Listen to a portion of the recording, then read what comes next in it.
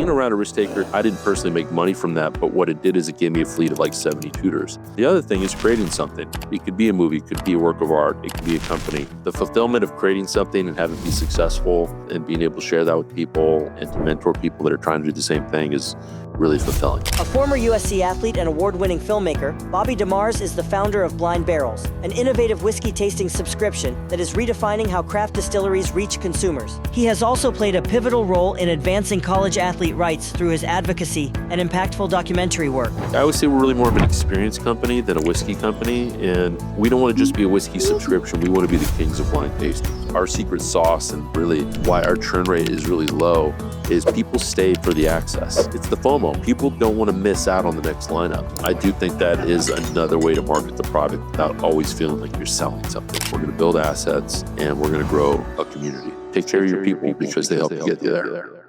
Hey, everyone out there. This is Alan, CEO of FreeCashflow.io, and welcome to Profit Powerhouse, the podcast where we sit down with aspiring entrepreneurs to uncover the secrets behind their success.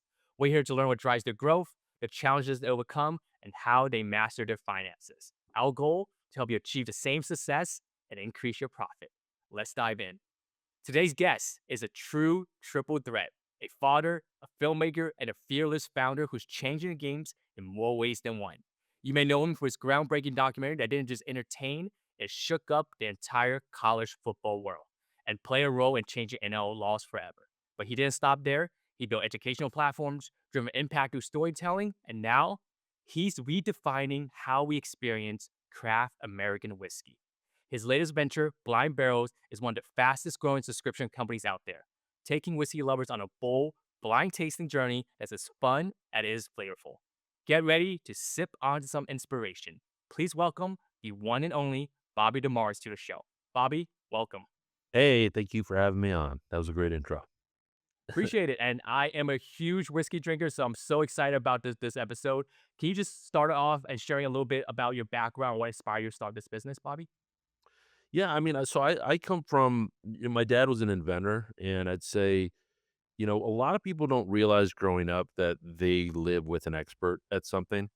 And I think some kids never figured out. I mean, as an education I've run, I've worked with kids all the time and they'll get into something. And I'm like, well, what do your parents do? I'm like, well, your dad is literally in that industry. Your dad's a financial advisor and you want to go, like, do you ever talk to him about it? No. And I'm like, dude, you have an expert in your house. And so I grew up with an expert in my house that I would say was an expert at risk taking. Mm, My dad's one of the most prolific inventors of the last 30 years. He had over wow. 160 patents, which as an individual not tied to a corporation, that's a lot. From housewares, toys, all sorts of items. And he always says it took him 40 years to become an overnight success. And so, like when I was in high school, I slept on the couch. I didn't have a bedroom. And they'd like to be like, Bobby slept on the couch. And I was like, I had the biggest TV in the house and I was right next to the fridge. I don't know. There was some cool upsides to the couch. Was really comfortable, by the way, too. Not move when I sleep. So whatever. I basically didn't have a closet was my thing. So his ship really kind of came in after I went to USD on a football scholarship.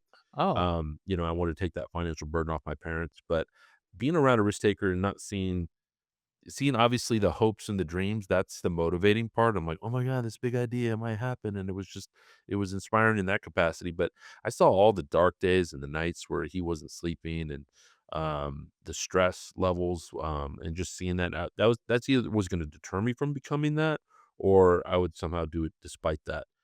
So I went to USC. I was in the business school. I was in the film school there, and being on the football team, I had no life. And so when I got out, I set out to be an entrepreneur from the get go, and well, joined a production company.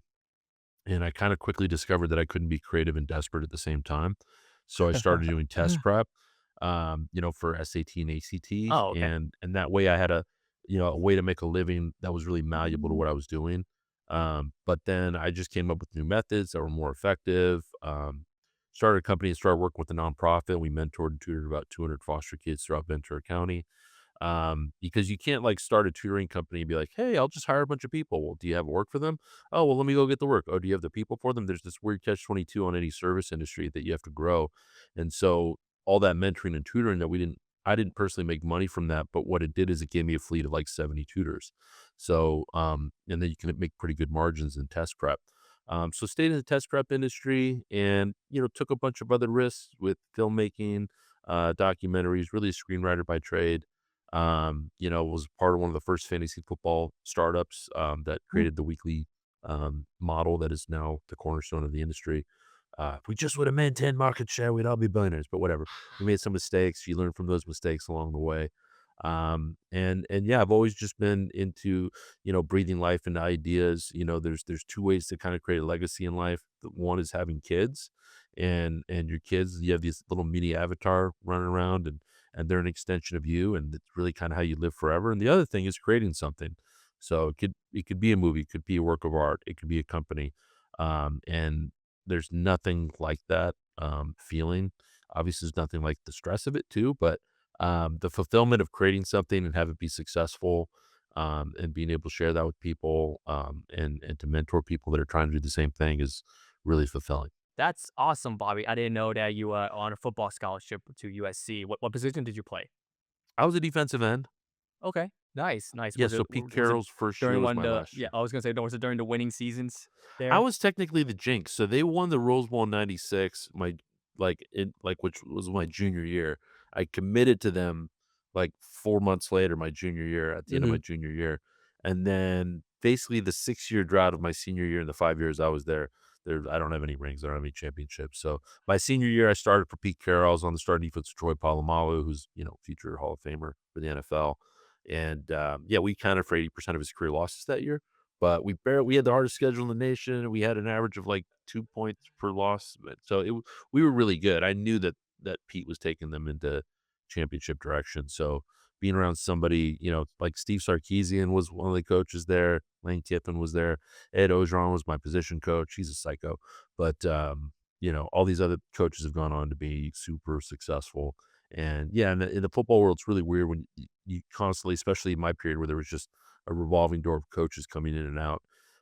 Yeah, there's some degenerates that are in that industry, and then there's some real leaders of men that you're lucky to be around, like a Pete Carroll, or a Steve Sarkisian, where you get to be around some people that are pretty authentic, amazing, just talented people that you can learn from regardless of whatever you're going to do in life. Yeah, for sure. I graduated from University of Alabama, so I was Nice. very thrown into the college football culture, right, very quickly when you go to Alabama, right, Roll Oh Tide. yeah. Yeah, and then I think Steve was one of our, coordinators, right? And he came over as at a Yeah, point, so he was over there for a little while. So did you yeah. did you get converted into wearing the loafers with no socks and the hat that looks like a dog chewed off the front of the bill? Yeah, I wasn't, that fratty, so no, right? I wasn't in that, but, I know what you mean. Yeah, Yeah. that's a It's quite like of a the trend. starter pack, the Alabama frat starter pack. Yeah, I seen those memes too. Cool. So Bobby, going back to the great whiskey startup, right? What is it? What is it that you would like to tell the audience about the early days? Listeners love this part, right? The struggles, right? Because like they're like, yeah, he can't just be overnight success, right? What did he had to go through to get to where you are today? Yeah, I mean, there was a year and a half from the inception of the idea before we actually launched the company. And so during COVID, everyone was quarantining. My buddy was actually somebody at work. My wife works at Merrill Lynch, and some guy that worked there was doing Cool. blind tastings with everybody, so that we would get connected while we were all at home. We would all Zoom and jump on. And he was very generous. He would drop off samples that basically he might have paid $80 for this bottle, but this bottle could be worth like $700 at the time. And he would Whoa. just charge like literally the fraction of the juice that he paid for the whole thing. And just got this really nuanced tasting experience. I'd done blind tastings with wine before. I'd never done whiskey, and I loved it from the get go. I loved discovering something. I loved learning. I loved the educational part. I loved the communal part that we were all talking about it and also having fun while we were doing it. And I think after the second time I called him afterwards, it was one that went pretty late, and I was probably a little lubed up. I think there was 8 samples in that thing. And, I'm like, "This feels like a business." And he goes, "Yeah, okay." And I'm like, "I'm gonna figure this out." And he goes, "I'm pretty sure it's a pretty restrictive industry. There's a reason nobody's done this before." My dad always taught me that, like, if you have an idea for anything, first thing you do is, "Has anyone done it?" Right? And if they haven't, why? Like, there has to be some pain point. Like, Right. are you the first person that's ever thought of this particular idea? And if not, then why couldn't other people pull it off? And so I called up an ABC attorney. So this is just a great life hack, just in general. You can generally call up any type of attorney and get a free hour-long consultation. So I'm just throwing that out there. And, Nice. I just did one yesterday with an IP attorney that actually we're gonna hire, so it paid off for him too. But, I did a free hour-long consultation with an ABC attorney that lasted about 7 minutes because he's like, "There's 8 federal laws you're trying to break," and I went, "Okay." So then I kept calling new alcohol beverage control attorneys. I did, I think, 17, until I pieced together a way to do it. I then called up one of the attorneys that I took a shine to that I thought was pretty intelligent, was affordable, and I pitched it back to them, and they said, "Yeah, you could do it that way." So I then went, whenever you have an idea, I've done this with films, I've done it with anything, is you go and you pitch people that you respect their opinion, right? So I went to several friends and family members, and I just pitched the idea of it just to get a sense, like, am I crazy or is this a good idea or not? 14 out of the 15 said, if there's a chance for me to invest, let me know. Ooh, that's And strong. so that was a great sign. And so before I went out and actually tried to raise the money, the first thing that I always say is important. I mean, I do this with films. Like when you go raise money for a film, you make a sizzle reel. Like when you're pitching a TV show, that you make a sizzle reel, you make a mini trailer. Yeah, like a Um, highlight reel, like for football yeah, player, right? yeah. Or Yeah. you can make the movie posters. A lot you can do. So the first thing I did was create the branding. So you can kind of see we got a cool. Wow. People say it's a monkey, but it's a chimp, and I wanted something that was kind Oh, of I cool and was gonna say classic. monkey too, but I didn't wanna, Yeah, figure in yeah, case it but wasn't yeah, the monkey. monkey sounds cool. Yeah.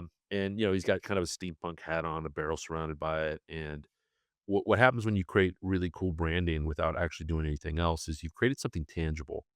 And so you throw a business plan at somebody, they're probably not going to read the business plan. They're generally going to thumb through the deck if you have a visual representation. And then the pro forma, like how you're going to use the budget and trajectories, that's really what they're probably going to start to look at. But if there is something cool, is there something different? Is there something that you can go through all the business plans and the data points? I mean, everyone's just using ChatGPT to make these things nowadays, anyways. I went by hand and I made my whole thing. Back in the So days. yeah, so it only took a week to raise the money. I put in the most amount of money, and the pitch that I made to all the problem was is everybody I cared about. My neighbor across the street put in like 25 grand, and I tried to talk him out of it the last second. I'm like, dude, this is really risky. Like, I've never even been in this space before. Like, there's so many hurdles that just to get to the other side. And I tried to talk him out of it. Thank goodness I didn't, because I would have been in hindsight, what a horrible human I would have been if I had done that. I would act like we've been doing terrible and all this stuff. Um, Pretend. but there's that, when you know the people and you care about the people that have put in the money, it definitely puts a much bigger stress and a burden. And the way that I offset that was I put in twice as much money as our second level investor. And I said, look, I'm not going to take a salary. I'm not going to quit my other company. I'm going to continue to run that other company. Yeah. I always think it's funny, like you watch Shark Tank, and I've seen it both ways where they're like, "Hey, your margins are great, and how come you can't scale?" And it's like, "Well, we have to pay our mortgage, right?" And so they can't continue to reinvest in the company. And then you'll see somebody that's like, "Wait, you're still working your other job? Then you're not all in, and you're Yeah. not." And I think that's kind of BS to say that to somebody. The reality is, if I can double major in two of the hardest and demanding majors at USC Mm. and do 80 hours of football a week, I can run two companies, and I can be a good dad, and I just need to be efficient, and I need to be able to do all of it. So I said, I'm not going to take until we reach 2,500 subscribers or members. I'm not going to take a salary. We're going to take Wow. all of our revenue, all of our profit. We're going to put it back on the come line. We're going to reinvest in the company. We're going to build assets, and we're going to grow a community. And yeah, I've stayed true to that. That's incredible, and, you sounded just like Mr. Wonderful, by the way, when you did your Shark Tank impersonation there. Oh, Mr. Um, Wonderful. Yeah, I want. yeah, that's what he usually says, Here, right? It's like, "Wait, you have a part-time job? Wait, what is going on here? I'm gonna give you There's something else?" $100,000, and you're gonna Yeah, pay me 5 cents on every yeah, dollar I for mean, everything yeah, for I'm like, "Wait, what?" spot on. Yeah, so what is what I see that you seem like you're in the store right now. I'm assuming that's your whiskey shop. Yep. You have that going on, you have the subscription box going on. Is that the main 2 sources of revenue you have? Was there other things in that model here? I mean, we're expanding right now, so we're in the middle of a capital raise to expand the model of what we're Mhm. currently doing. So yeah, there's a bunch of cool bottles behind me. So in order for us to do part of what we have to do is we have to be able to create a point of sale, which means we need to have a liquor license. So yeah, we have all the bottles here. we can now fulfill everything ourselves, which is great because you have to get up to a certain volume to do that. We do have a lot of members of people that are local that will come in and buy bottles. But yeah, you have to have a physical space. You have to have a storefront. There's some just legal things that you have to do from that standpoint. So yeah, bottle sales, the subscription, we do sell one-off kits. After this interview right now, there's a corporate tasting that we're doing. So, people hire one of our moderators who lead, a tasting and, teach them all about the stages of tasting whiskey and the nuances and make it interactive and fun. So we do a bunch of those throughout the year. But we're raising capital. It's funny. The only, I guess, lie, it wasn't a lie. I just didn't realize. I said, if we do what I'm going to do, we're never going to need to raise money again and dilute everybody. And I wasn't wrong for the whiskey subscription, the model that we have, what we built. That's true. Um, but I wanted to get into tequila. I wanted to create a tequila subscription. I do want to create a rum, a gin, and a scotch lineup that isn't a subscription.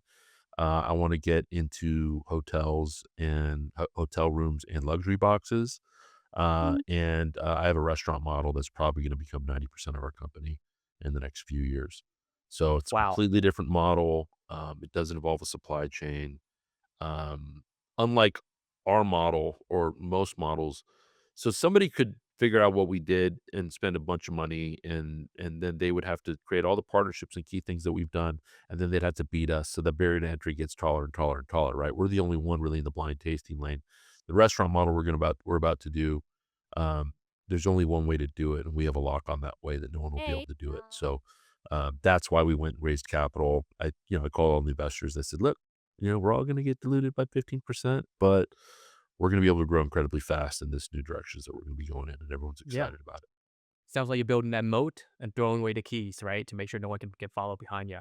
Exactly. And look, we are a whiskey. I always say we're really more of an experience company than a whiskey company. And we don't want to just be a whiskey subscription. We want to be the kings of blind tastings. We want to really Ah. expand that model and the usefulness of it and continue to do what we're doing, which is really showcasing and supporting and uplifting small American businesses. The three-tier system that came into play when Prohibition ended in the early 1930s means the people that make it, the producers, have to pass to a distributor before a retailer can give it to a customer. And in Texas, I think there's 4 tiers, which is a whole other different thing. Um, and so within that model, there's restrictions on these small brands to actually get shelf space to even be tried by anybody. Many small American craft distilleries only exist in their native state, and they may not even be that well distributed in that state. And yeah, not everybody in the craft industry is making great stuff, but the ones that are, man, I'll tell you, there's some stellar stuff that out there that people can't get access to. So when we're curating lineups, we're not just putting, what you see at your every Total Wine and Bevmo liquor store and Wellpour and Bullet and Maker's Mark. No, these are all so people really come for the blinds, but our secret sauce and this wasn't even a part of the business model. Really, why our churn rate is really low is people stayed for the access. We're giving them access to things that they couldn't normally get, and we're giving them killer prices for it too. So we're a subscription, but we've really kind of shifted into what we would say is a membership model where, yeah, you are subscribed to this kit that you're getting every quarter, but the membership model not just gives you a community, we do live tastings with everybody, but you get access to our bottle shop at killer prices. Hmm. That makes a lot of sense. And I think for me, if I go to get Bevmo or Total Wine, there's like that like choice paralysis, you know? They're like, there's too many out there. So I want to go try something new, but I'm like, do I want to invest like this into this when I'm haven't sampled, haven't tried it out, right? So to me, this is like so exciting, right? You're like literally saying, yo, I'm not even giving you a choice. Here's 4 samples, right? Try them out, have no bias at all about them, and then find out later, I love this. What is it, right? And it turned out to be a very affordable bottle that you can actually buy. Yeah, we call it label failure when you go out there and you buy a bottle because it looks cool. Sometimes your friend tells you about it. Well, this buddy might like things that you don't like Yeah, and vice versa. Everybody's palate's completely different. of That's course. maybe one of the hardest things that we do is that how do we get a diverse enough lineup to where we're pleasing everybody? So we always say, that you're not going to love every sample, but you're going to fall in love with one or two of them. I had a buddy who had a candy subscription. And it was a really cool model. It featured candies from all over the world. Oh, And was it also sometimes it was also just blind or you got? You can, I mean, it you wasn't know, what it blind. is. I mean, yeah, like you knew. I mean, because the packaging is there. I mean, you kind of want that packaging of the, oh, this is from Japan or this is from whatever, and Ah, okay. all that. And I remember there was one piece of candy. It was from like the Sudan, and I was like, does it have to be spicy and chalky? Because it's like, it was terrible, but I loved that I got to try it. So sometimes we do have something that's a little bit weird in the lineup. We have a very special release coming up in our September lineup that is made from a millet grain. We just had he's like, "Do I have one?" I have a bottle right behind me. Look at this one. You see how there's a crawfish on the bottle? I do see it. Yeah. That's JT Melick. So JT Melick, this seafood company, Fruge Spirits in Louisiana, they took the rice that they grew the crawfish in, and they made a rice whiskey. It's 100% Louisiana rice whiskey. And I thought when we would try a sample of this, that this would taste like a hot, like a very high proof sake or something like that. It tastes like one of the deepest, richest, well-aged bourbons I've ever had. It's phenomenal. And that's something that craft is doing that you're not gonna see the big dogs doing. That's something that has a story, it's unique, it's authentic, and it's really, really good. And go try to buy a bottle of that. I bet you can.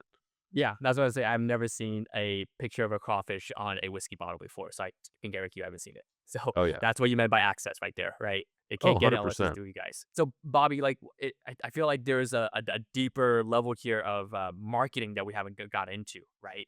Like, how did you guys start off in the early days of getting the word out about you guys? Did you use social, word of mouth? Like, how did it spread?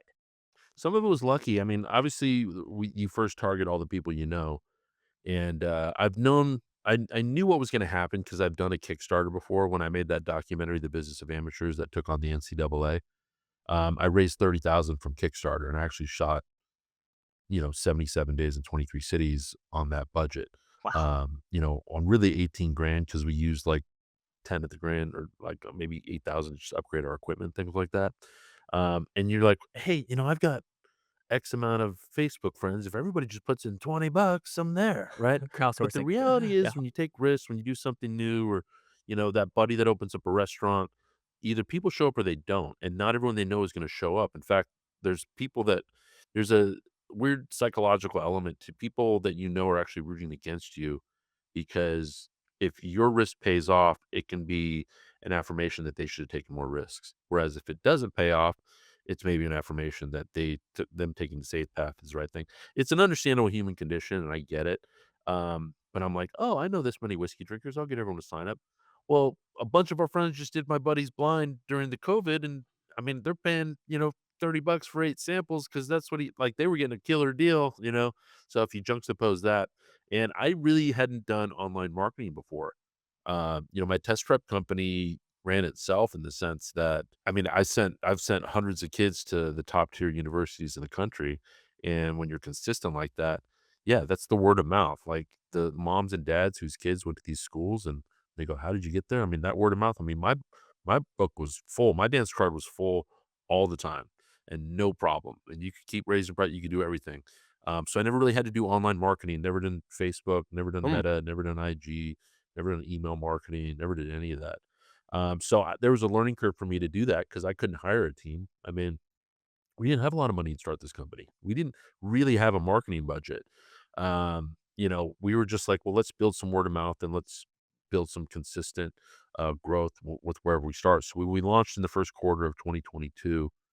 Yeah, with word of mouth and all that, we got to, probably, 60, 70 people that we knew.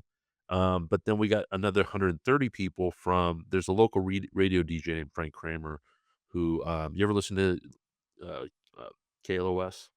Oh, Yeah. so 95.5. Mhm, mhm. So 95.5, Heidi and Frank. So Frank is a partner. So a friend of Oh. mine. In fact, I'm going to be taking over for Heidi this Thursday while she's out of town. So Oh, wake up nice. and listen to 95.5 in the morning. You're gonna get me and Frank. So a friend of mine was a really good friend of Frank and his wife. And it's like, I'd never do this, but I really think Frank would really love like this company. And it's funny because I was a big fan. It used to be Heidi, Frosty, and Frank.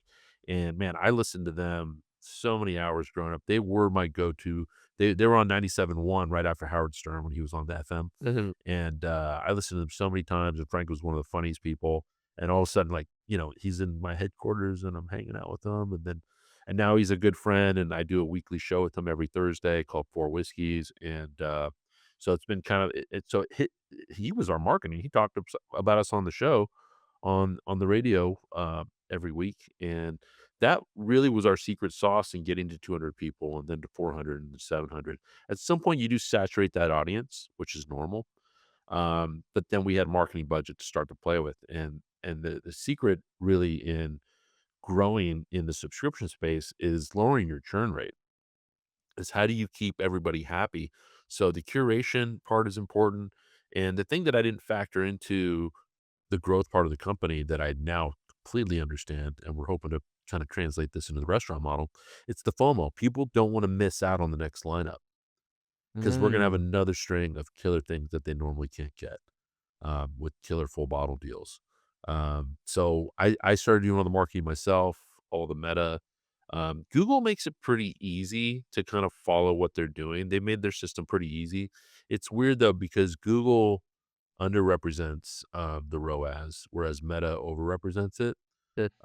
So there's like you can't really trust their numbers. I mean, I remember one time I swear, I mean, look, every time I've gotten like a sales call from Facebook, I swear to God, like the person on the other line is super stoned.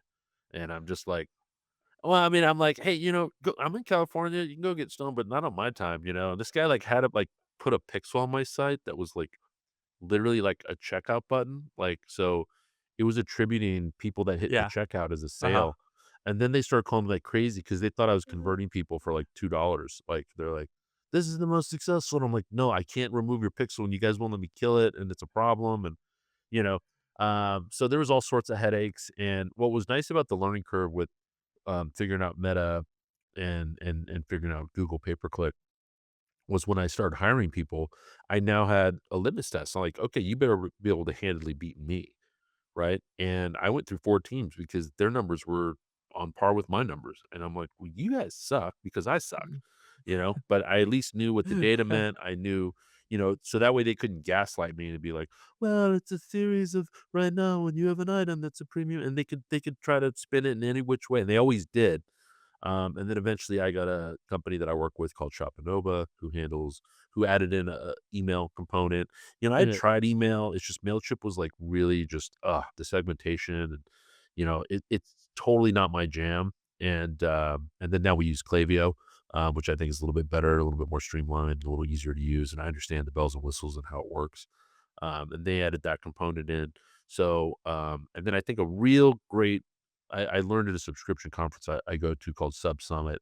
So about 2 years ago, um, I was just listening to this guy who had a company called Plate Crate, which is all like a subscription for baseball products for kids, Good. which is unfortunate because there's going to be someone's not going to be with you forever. There's a lifetime for your kid playing baseball. Yeah. But they came up with this widget that was really good for batting practice that didn't cost them much, but they could add as a free item and a value add. So I got custom tasting glasses with our logo on it, I and saw I that. get those, like, shipped and bottled and ready for fairly cheap, but, it's a good value add, so if somebody becomes a member, we can send them a custom tasting glass, and that was a great conversion tool. The supply chain world has kind of been shaken up a little bit, so that's put us behind on getting more of those, but it's always trying to find, like, what is that thing that's gonna convert somebody, and ultimately, because you have your CAC, right, your customer acquisition cost, Mm. um, then there's the lifetime value, which is really, how long are they staying with you? So if you have a low Mm. churn and you have a high lifetime value, in subscription space, you generally want to have a 4-to-1 ratio of your lifetime value to your customer acquisition cost. And we're about 8-to-1. So we're, twice as healthy as we need to be. And it's allowed us to, take some other chances and to essentially scale without taking on debt. So I'm really proud that we still have not had to take on debt. We've still been able to get some key hires and really just being consistent with our curation too. Yeah, it sounds like very healthy metrics all around, Bobby. Can you kind of talk a little bit more about the supply chain disruption you alluded to at the end? I know Yeah. that's been a difficult topic for a lot of e-commerce companies that I've spoken to myself, right? Yeah, it's Given tough because the environment of the tariffs and things like that. yeah, I mean, there's always been tariffs and I'd love to be able to make everything here, but we kind of traded our manufacturing to Mexico in the 70s and then eventually China, right? Mm. So we're all complicit in the fact that we don't have the same factories over here, and we can't just turn on a switch and turn them on over here. Mainly because we don't have the acumen behind it anymore. We don't have the infrastructure for it, and I don't think there's people that want to do that.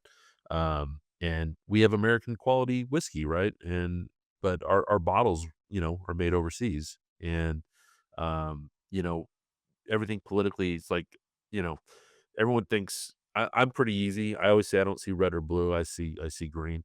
You know, I don't really get into the politics of it all, but I try to explain to people, I'm like, that's not really how tariffs work. Everyone thinks the countries pay for it. I'm like, I pay for it. I know because I get the bill. I literally just wired money this morning to pay for the goods that are sitting in the port of LA right now. Mhm. And yeah, I mean, literally the moment that I stayed up because I had kinda had my ear to the track, and, I was up kinda late, so, like, right around 1 in the morning, I saw that, like, they ended the 145% tariffs on China or whatever it was, and Yeah. I emailed my guy, like, I don't know, I was the first person that probably I asked him, I'm like, "Am I the first person that got an order?" And he's like, "Oh, absolutely." So at 2 in the morning, I got an order in, and, I thought the tariffs were gonna come back down to, like, what they were, which was, like, really, like, 30%, but now they're still at 55, so it still is really annoying, and I can choose to pass that on to the consumer if I want, but I haven't done that, so, we found other ways to kinda make our margins, and, I'm trying to be consistent with our price. We haven't raised prices yet, since we launched the company 3 years ago. Wow, that's actually very impressive, right? Like the inflation's going crazy right now, right? Not just in e-commerce, but restaurant industry, supply chains all over the place. So, how have you been doing that? I think people will love to hear a little bit more about how you've been to keep prices consistent for the last 3 years. I mean, as you do increase volume, your pricing gets better, so there's kind of a yin yang to that. When the whiskey does get priced at a certain point, we don't what companies do when they're taking samples or rebottling, a lot of times if they're a really big company, they kind of lean on that distillery to give them the whiskey for free because they're True. marketing their product. And I kind of came up with an algorithm where that actually boils down to something really simple where I know if what the MSRP, the normal like retail price of a bottle is. Based upon that, I can price out what the whiskey needs to be at per gallon so that it's above their cost, but also below what they would do if they were selling it in bulk. And that way, when by the time it lands here, we're not paying, over wholesale. So we do want to work with and partner with these distilleries, and we want to make sure that it's not all about us. We want the distilleries to be happy, we want the distributors to be happy, we want our members to be happy, we want to be happy. So it's trying to find a balance with all that. The shipping component is something that seems to constantly change. With the alcohol space, it's difficult. So that's always a hurdle. Um, and now, I mean, for other companies that wanna do something like this, carriers have really set a high limit. You have to be shipping $1,000,000 a year with somebody to even get the permits to do any of the stuff, so, um or to Wow, get the much partner higher that can do barrier it. to entry then, huh? With these shipping companies. Yeah, so, I mean, we use fulfillment partners for a while, and now we're gonna be able to do it ourselves, so we've kinda graduated to another level now, but, yeah, there's always a hurdle, there's always a cost, and, if we can be creative in how we continue to grow. So we've grown about, 22% every quarter. The last 2 quarters, we've grown about 28%. Wow, very Um, impressive. and the alcohol industry has really been suffering since the 4th quarter, and people wonder, "Well, like, how come you guys aren't suffering?" And once again, like, we're not a whiskey company, we're an experience company. People are still looking for experiences.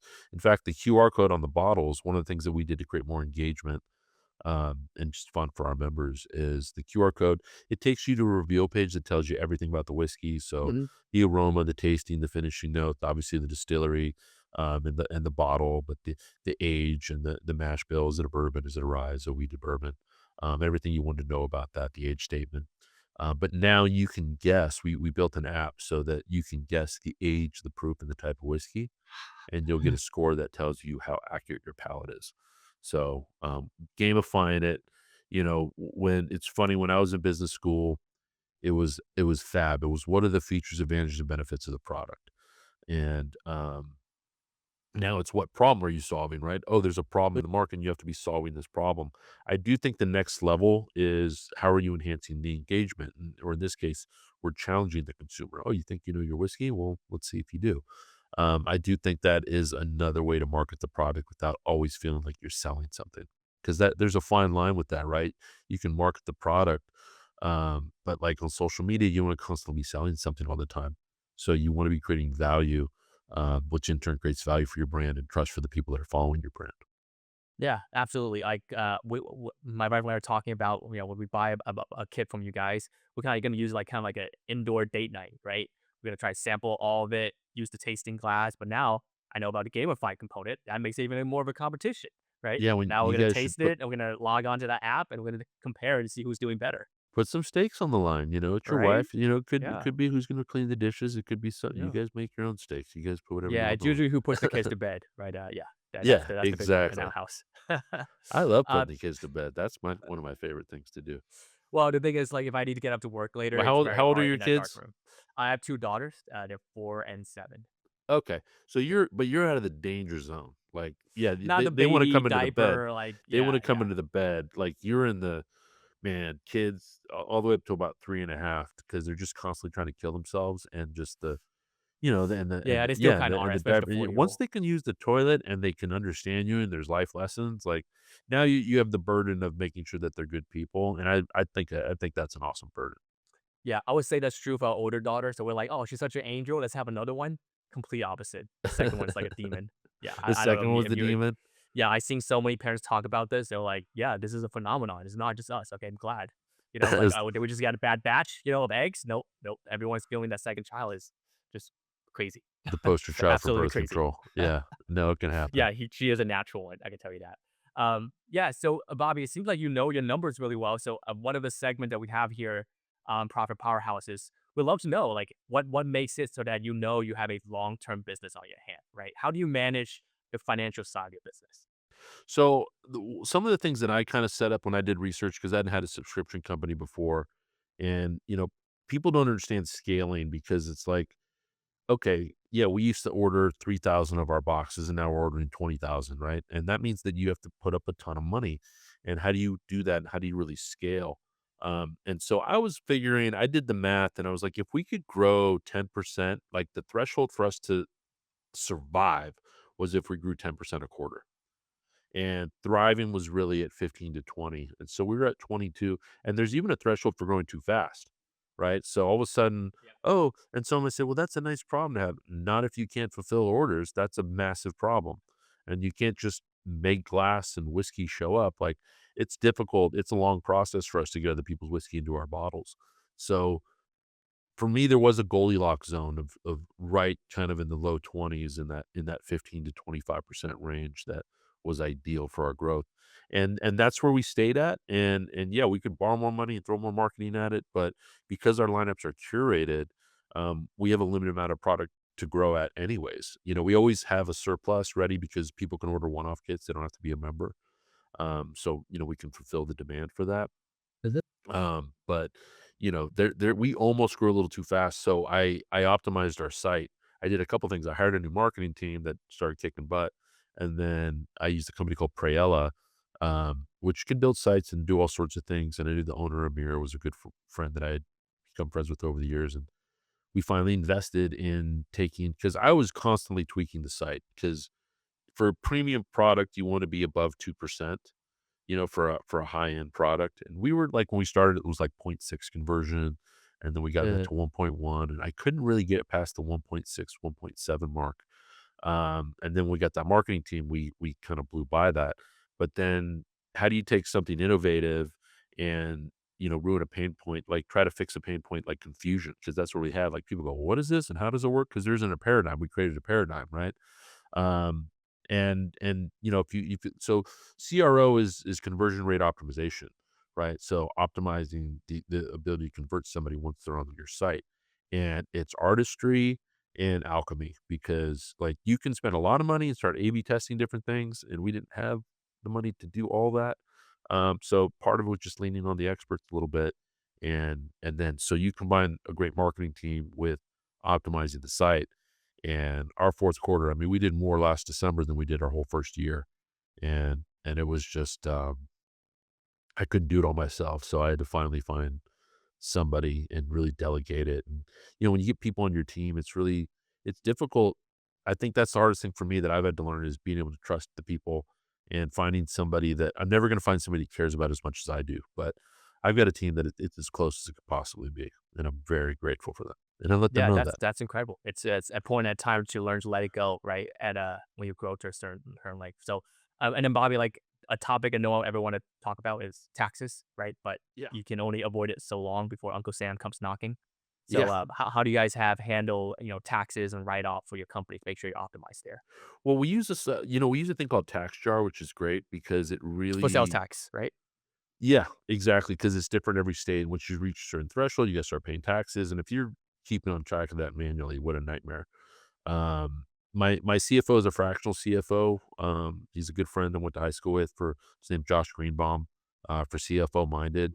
So if people need a fractional CFO, it's a great way to not have to like people have fractional CMOs and fractional everything these days because we don't need a full time executive in that position. And if somebody knows how to automate your tools, your QuickBooks and everything gets automated and then he has a team that reaches out to me like, "Oh, I need W-9s for this people." So having the right people in that so I don't have to worry about that is Mm. phenomenal.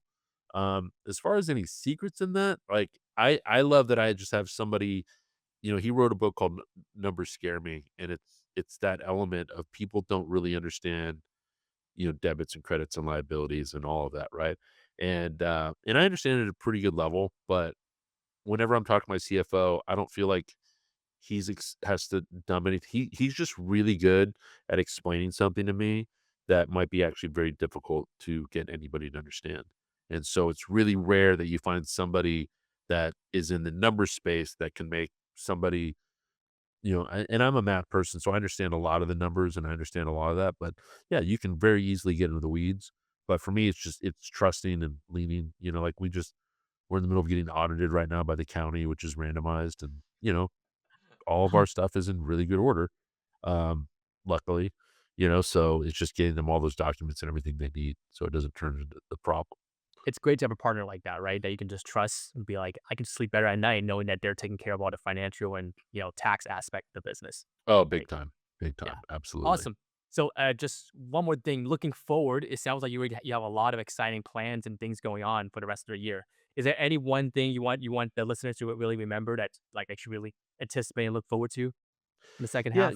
I think one of the things that you're always doing is you're always trying to forecast, right? So, in terms of what are we doing this quarter? What are we doing this year? What are we doing in 3 years? What are we doing in 5 years? And really healthy thing to do is to forecast, but the unhealthy part of forecasting is you're constantly trying to be somewhere where you're not, which is good. You wanna do that. You wanna grow, but what it can take away from is being grateful for where you are. And so you've got to set aside, and whether you're doing mindfulness or whatever it is. I mean, one thing I love about tasting whiskey is it grounds me to be present, to be present with my friends, my family, and to be in the moment, and connect with my senses. And the same thing is true for just checking in and being grateful. If you've reached your goals and you're hitting certain points, you got to sit there and be prideful about how far you've come and where you are. That doesn't take away from where you want to be and where you want to grow, but otherwise you can perpetuate a certain amount of unhappiness. And you gotta find joy in the thing that you've already created, and where you already are. So I would say, yeah, take a moment and be joyful and have gratitude, and take care of your people because they helped you get you there. Yeah, no, that's amazing advice there, Bobby. Yeah, that was a very wonderful session, Bobby, and I learned so much about you, about how you started your business. And I'm a big lover of whiskey, so you for sure will know I'm gonna come visit you one of these days, right? As soon as we find a Yeah, babysitter you're for in those two Southern crazy California. things. You got to Yeah, come by. I have the support. I have the support for Your sure. members can get Um, these bottles at wholesale. You get it at our cost if you're local and you're a member. I know. That's a great deal. Yeah, and speaking of that, we would love to offer the first 10 listeners a special deal from you. Bob, you want to give them a quick Yeah, rundown so what if that you go to is? blindbarrels.com, and this will actually work for anything. This will work for our tasting glasses, our hats. We got really premium, awesome hats. our tasting glasses, our t-shirts. And if you get a one-off kit, if you get a quarterly, you get an annual. Whiskey 10, the code whiskey 10 will take 10% off of anything in our store, except for bottles, obviously. And then, yeah, if you become a member, we will also send you a custom tasting glass with your first kit. Yep. So I will definitely go down to the show note below, right? You guys can look down there for the code. And let me tell you guys, if you guys don't use it, I'm gonna be the one using it for one of the codes for sure. So Bobby, thank you so much for being on the show, and we'd love to have you back in a year and just check on your progress. Absolutely. No, thank you for having me. I appreciate it. Thank you so much, guys out there. Peace out.